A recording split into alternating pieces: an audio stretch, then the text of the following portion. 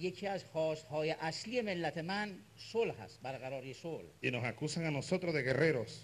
خنده داره که من و شما رو در واقع به آدم‌های جنگجو میشناسونن به دنیا، O de guerreristas. یا کسانی که طرفدار جنگ هستن. No somos guerreristas. ما جنگ طلب نیستیم. Irán no ha invadido a nadie. ایران به کدوم کشور، به کجا در واقع تجاوز کرده؟ به La هیچ. revolución islámica de Irán no ha invadido a nadie. انقلاب اسلامی ایران هیچ کس مورد تجاوز قرار نداده. La revolución bolivariana no ha invadido a nadie. انقلاب بولیواری هم همینطور، به کسی حمله نکرده، تجاوز نکرده به سرزمینی. No le hemos lanzado una bomba a nadie. ما به هیچ طرفی در واقع بمب صادر نکردیم یا بمب رو سر کسی خالی نکردیم. ¿Quién ha invadido?